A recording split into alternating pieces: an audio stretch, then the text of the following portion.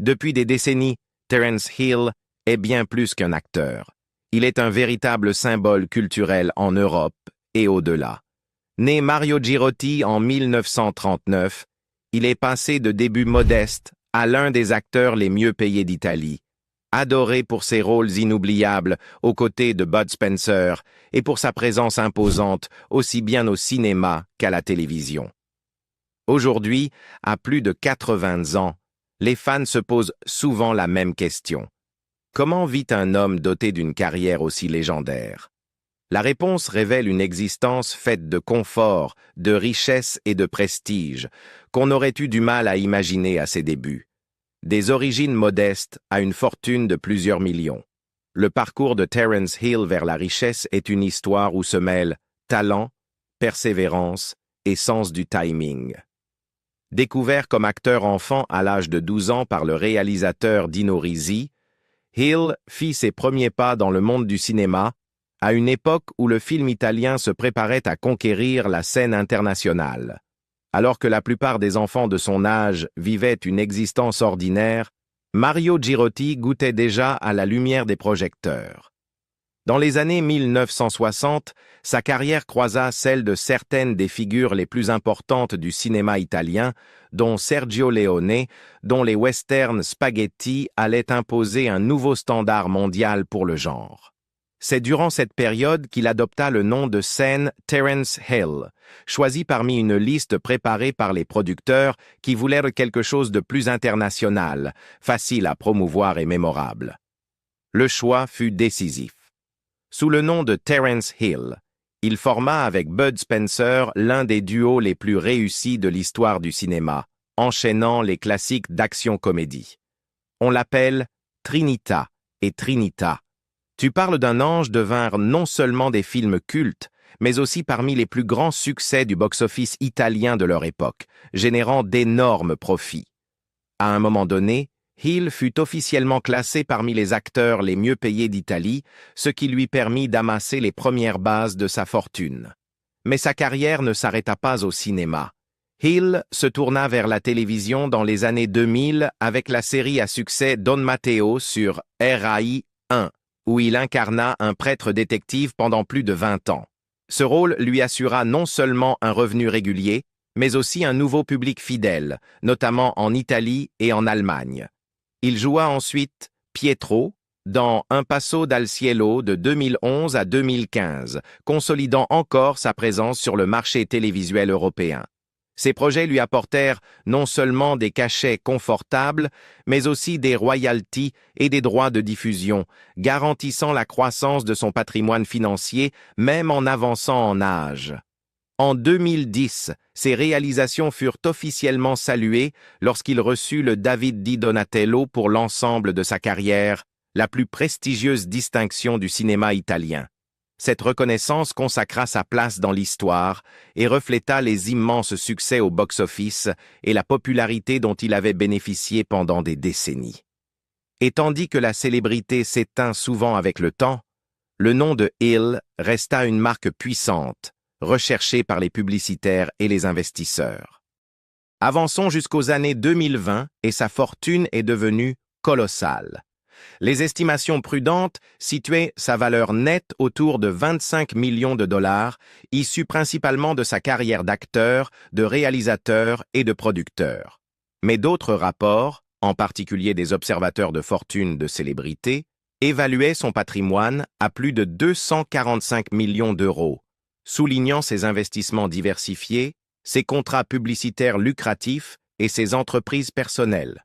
Entre 2023 et 2025, son retour financier fit la une lorsque People with Money déclara que Hill avait gagné une somme extraordinaire de 82 millions d'euros en une seule année, de juillet 2024 à juillet 2025, grâce à ses royalties, ses placements et de nouveaux accords commerciaux.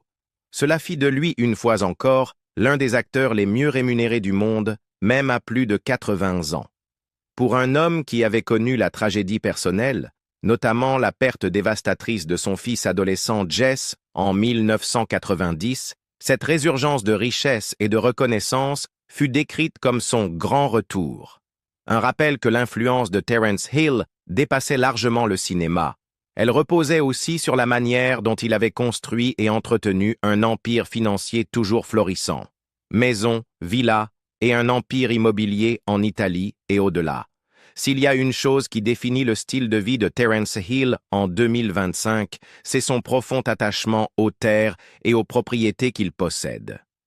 Contrairement à de nombreuses célébrités qui dispersent leur fortune dans des penthouses clinquants répartis dans plusieurs capitales, Hill a soigneusement choisi des demeures qui reflètent à la fois son héritage et son désir d'intimité. Ses biens immobiliers comptent parmi ses plus grands atouts, et il lui offre non seulement confort, mais aussi une valeur à long terme considérable. Au centre de sa vie actuelle se trouve sa villa en Ombrie, une région souvent qualifiée de cœur vert de l'Italie. Hill réside dans la ville historique d'Amelia, entourée de collines ondulantes, d'oliveraies et de paysages sereins, qui font la renommée de cette partie du pays. Sa maison n'est pas un palais au luxe ostentatoire, mais une villa en pierre traditionnelle, typique de l'architecture ombrienne. Ses murs sont épais, son style rustique mais raffiné, et l'ensemble de la propriété s'intègre harmonieusement au paysage environnant. Cette villa reflète le goût de Hill pour un luxe discret. Nul besoin de gratte-ciel ou de penthouse pour afficher sa fortune lorsqu'il peut vivre dans un domaine séculaire enraciné dans l'histoire familiale. Le choix d'Amelia n'est pas un hasard. Le père de Hill était originaire de la province de Terni, faisant de cette région bien plus qu'un simple lieu de retraite. C'est un retour aux sources. L'acteur a souvent expliqué combien il était important pour lui de rester lié à la terre où il avait passé une partie de son enfance. Ce lien s'approfondit à Gubbio, autre ville d'Ombrie où Hill tourna de nombreuses saisons de Don Matteo. La ville l'a d'ailleurs fait citoyen d'honneur, non seulement pour lui avoir apporté une reconnaissance internationale, mais aussi pour la relation personnelle qu'il a tissée avec ses habitants. Le marché immobilier de Gubbio a lui-même connu une croissance notable. En 2024 à 2025, le coût moyen des habitations y avoisinait 974 € le mètre carré, un chiffre en progression constante. La demande pour des fermes rustiques, des appartements historiques et des villas prestigieuses n'a cessé de croître, les acheteurs internationaux étant séduits par les mêmes qualités qui font aimer la région à Hill: authenticité, tranquillité et richesse culturelle. Sa présence de longue date en Ombrie a indirectement contribué à accroître la notoriété de la ville, faisant de sa villa à la fois un refuge personnel et un investissement judicieux. Mais l'Ombrie n'est pas son unique bastion. Durant les décennies précédentes, Hill et son épouse Lori Zwickelbauer ont vécu aux États-Unis, dans une ferme du Massachusetts, où ils ont élevé leurs enfants avant de revenir en Italie. Bien que cette période ait été marquée par une tragédie, la perte de leur fils Jess en 1990, la propriété américaine illustrait déjà la tendance de Hill à privilégier des lieux offrant espace et isolement. S'il a finalement quitté les États-Unis, cette expérience a confirmé que ses choix immobiliers n'étaient pas motivés par les hauts lieux du Star System comme Los Angeles ou Miami, mais par des endroits capables d'offrir paix et intimité. Des rapports le lient aussi à des appartements de luxe en Italie, dont l'un décrit comme ayant une décoration intérieure audacieuse, un style noir et blanc rehaussé de velours rouge, de lustres et de larges baies vitrées. Cette résidence reflète une autre facette de son goût, non plus le charme rustique, mais l'élégance urbaine. Les frais d'entretien de tels appartements haut de gamme peuvent facilement dépasser 7 000 € par mois, ce qui illustre le degré d'exclusivité de ces demeures. En parallèle, Hill a également investi dans des restaurants à Rome, notamment une chaîne appelée Chez le Gros Terence. Cette incursion dans l'hôtellerie et la restauration lie ses investissements immobiliers à une source de revenus qui dépasse la simple valorisation patrimoniale. Rome, avec son immense afflux touristique, assure à ce type d'établissement prestige et rentabilité. Ensemble, ces propriétés et investissements illustrent l'ampleur de la fortune de Hill. Ce ne sont pas seulement des habitations, mais de véritables monuments à sa carrière, à son histoire familiale et à son identité d'homme passé de comédien enfant à icône internationale. Chaque demeure raconte une partie de son histoire. La ferme du Massachusetts, qui représentait la vie familiale tranquille, la villa d'Amelia, qui le relie à ses racines, les appartements qui expriment son goût pour l'élégance, et les restaurants qui étendent son nom au monde des affaires. En 2025, l'empire immobilier de Terence Hill est non seulement un pilier de sa richesse, mais aussi la preuve que sa carrière lui a permis de s'ancrer dans des lieux qui comptent vraiment pour lui.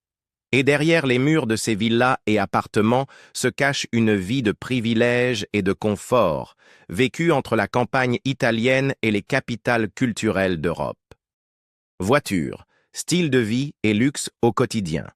L'un des aspects les plus fascinants de la vie de Terence Hill en 2025 est la façon dont il mêle simplicité privée et signes indéniables de richesse. Sa fortune lui permet de profiter de privilèges bien au-delà de la portée du commun des mortels, et pourtant, il conserve un mode de vie profondément ancré dans ses racines italiennes. Nulle part cet équilibre n'apparaît plus clairement que dans les véhicules qu'il conduit, les espaces qu'il habite et les conforts quotidiens dont il s'entoure. Dans sa jeunesse, alors que sa carrière cinématographique explosait à travers l'Europe au début des années 1970, Hill était souvent associé aux voitures rapides et à l'image glamour d'une star du box-office. La culture automobile italienne était alors à son apogée, et des marques comme Maserati, Ferrari ou Alfa Romeo incarnaient la fierté nationale. Il était naturel que Hill se tourne vers ces véhicules, non seulement pour afficher son succès, mais aussi comme prolongement de son personnage à l'écran, élégant, aventureux et résolument italien. En vieillissant, son goût en matière d'automobile s'est orienté vers le confort et la fiabilité.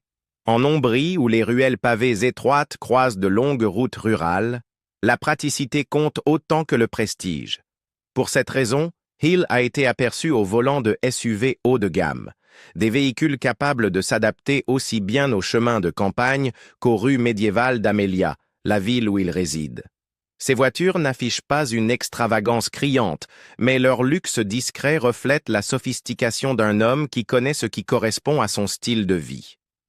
À l'intérieur de sa villa ombrienne, les marques de richesse sont tout aussi évidentes.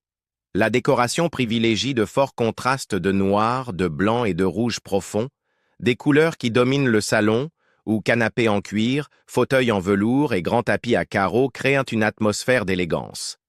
Des lustres et des détails en bois poli soulignent son goût pour des intérieurs à la fois modernes et intemporels. Même les plus petits recoins de la maison, comme le bureau avec ses vitrines, traduisent un raffinement qu'on ne peut atteindre qu'avec des moyens considérables. Au-delà de l'Italie, Hill entretient également une réputation de vie raffinée dans les milieux urbains. Ses appartements de luxe seraient dotés de détails que peu de propriétaires oseraient tenter. Plafonds rouge peint, luminaires spectaculaires et mobilier conçu sur mesure. L'entretien de telles propriétés demande des milliers d'euros par mois en charges de services et de copropriété, un coût que seuls les plus riches peuvent assumer sans difficulté.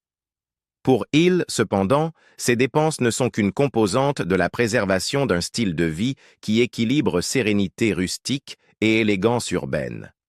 Les voitures et les maisons ne sont qu'une partie du tableau.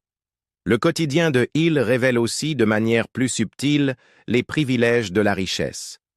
Il jouit de la liberté de voyager entre ses différentes résidences sans se soucier de contraintes financières. Il dispose de l'espace nécessaire pour accueillir familles et invités dans de vastes propriétés offrant intimité et sécurité. Et il a la possibilité de façonner chaque environnement selon son goût personnel, qu'il s'agisse d'un appartement moderne au cœur d'une ville italienne ou d'un domaine rural avec vue sur les collines de l'Ombrie. Pour ses admirateurs, cette combinaison de luxe discret et de privilèges assumés rend le style de vie de Hill particulièrement séduisant. Il ne parade pas avec des flottes de voitures exotiques, ni ne s'affiche dans des villas extravagantes à Beverly Hills, mais il ne cache pas non plus les conforts que sa fortune lui procure.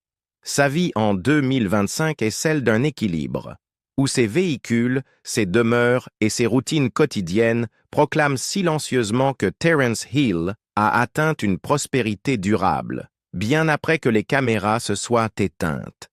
L'expansion de ses investissements et de ses entreprises.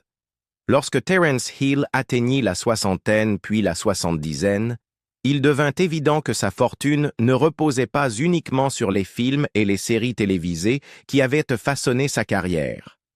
Il avait bâti une base économique qui s'étendait à plusieurs secteurs, assurant que son nom pèse non seulement sur les écrans de cinéma, mais aussi sur des marchés aussi variés que la restauration, la mode ou les produits de consommation.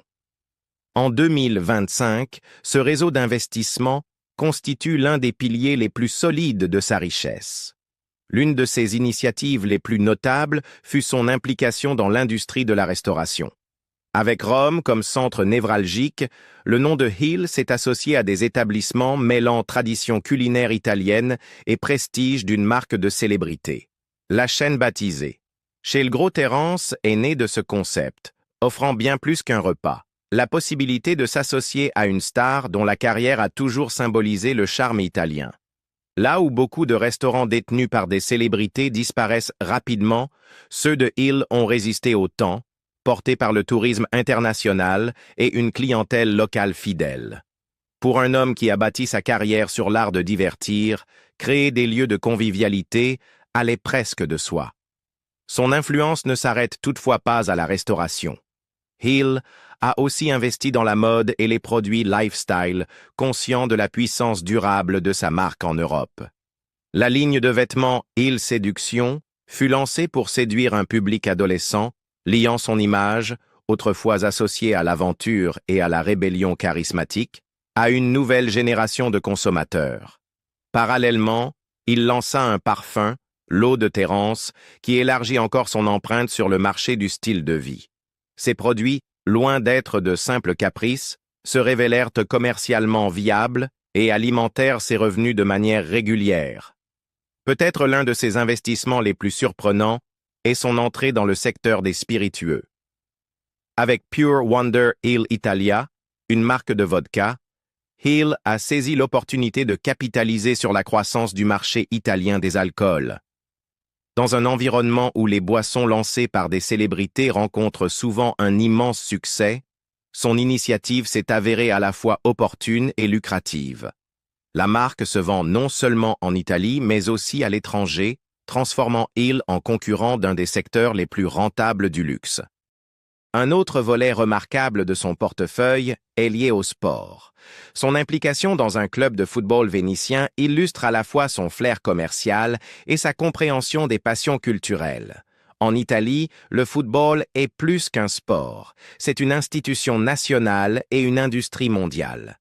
Être propriétaire ou investisseur dans un club assure visibilité, revenus constants issus des billets, du sponsoring et du merchandising, ainsi qu'un ancrage dans un univers où l'économie ne cesse de croître. Pour Hill, ce n'était pas seulement une question de prestige, mais une stratégie pour asseoir sa fortune dans une institution stable. Même ses contrats extérieurs renforcent son profil d'entrepreneur.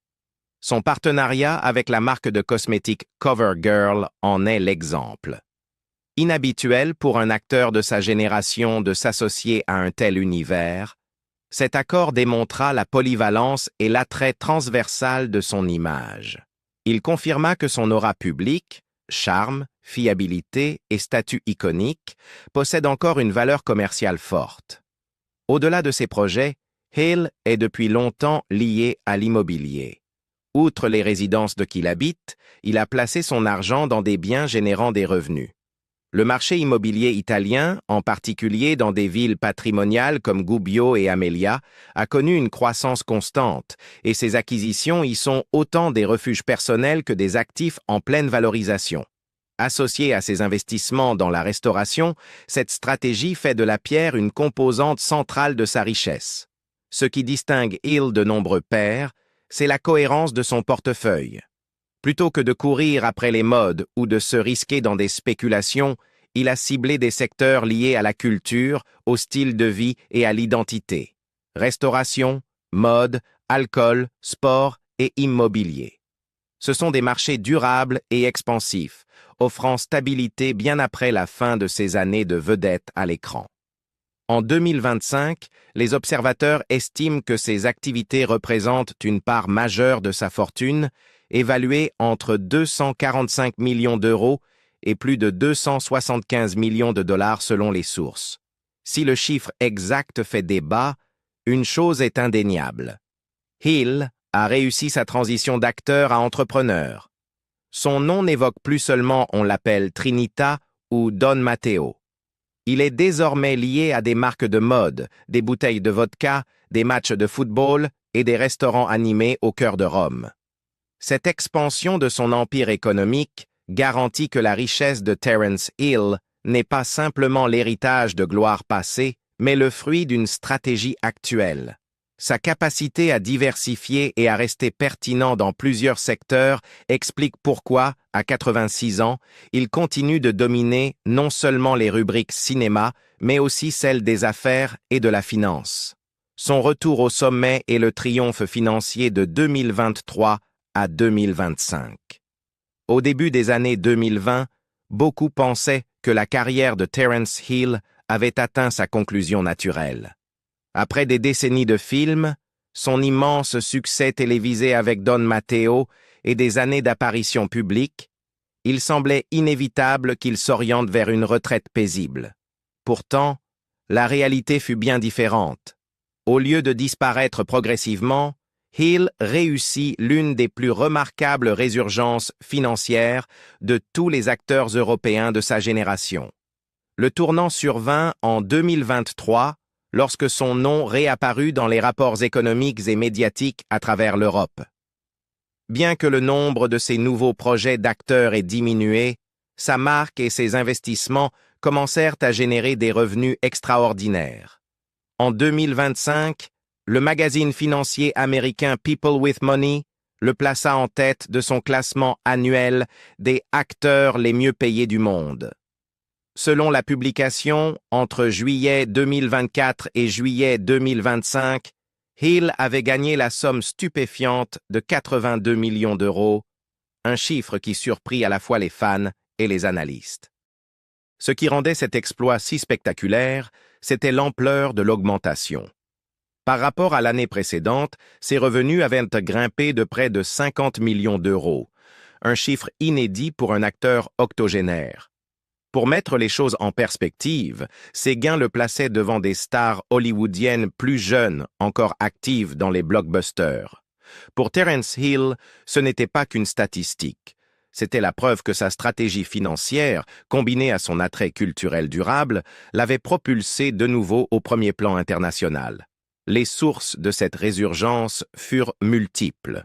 Une part importante provenait des royalties et des accords de licence liés à la popularité continue de ses films et séries, notamment en Allemagne et en Italie, où son œuvre reste un incontournable des grilles de télévision.